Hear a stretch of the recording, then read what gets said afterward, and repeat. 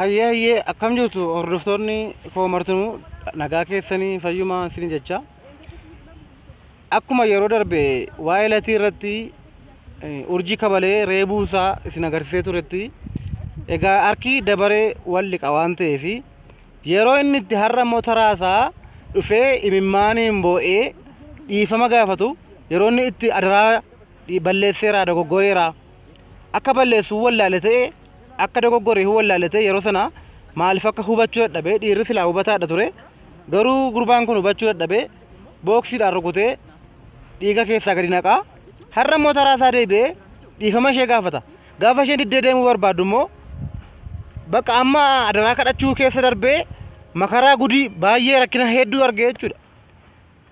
Yeroo inni akkasittiin kana ta'u baay'ee anaan akka kootti urjiin nata machaate dhugaa dubbachuuf urji kabaja qabda dhugaa dubbachuudhaaf galatoomi bakka akkas gochuudha malee callisanii jala fiigoo osoo hin taane akkasittiin gumaa ofii ba'uun baay'ee nama boonsaa jechuudha. Dhugaa dubbachuudhaaf isa ishee rukutamte osoo hin taane kan rukuttaa hamaa rukutame isaadha jechuudha. Sababiin isaa hordoftoonni koo yoo ilaaltan ta'e booksiidhaan rukute malee waan biraa waan godhe hin qabu. Taraasaa garuu rukuttaan ofii rukutame immoo yoo ilaalle hamma imimmaan buusee boo'utti ga'ee jechuudha.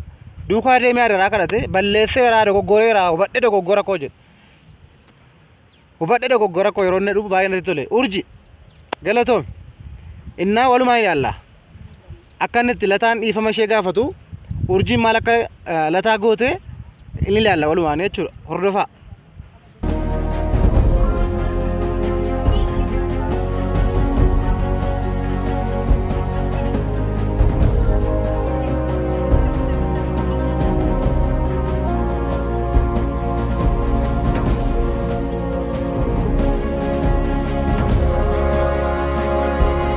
nama jijjiiramu taasifamu mul'anne onnee ittiin si jaalladhu fagana kam akka si jaalladhu utuu beektu sana keessee onnee kaleessa ittiin na jaallattu kabaja kaleessa naaf qabdu eessa keesseetu har'a dubartiin akka garaa isheetti irra jirtu akka carraa ta'eeti malee itti yaadeen waan godhe akka carraa maali akka carraa ta'eeti akka carraa na jaallatte bakka dogoggoreera dhiifama naa godhi sin anaan akka carraa na jaallatte Sirikko akka carraa akka onnee akka carraa ittiin na dagatu qabdaa jechuudha. Onnee akka carraatti si bitatu gonkumaan.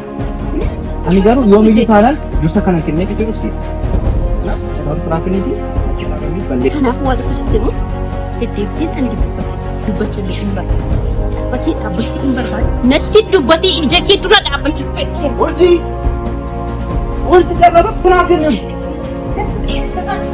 Lafti sitti bada guyyaan irraa kun hin darba.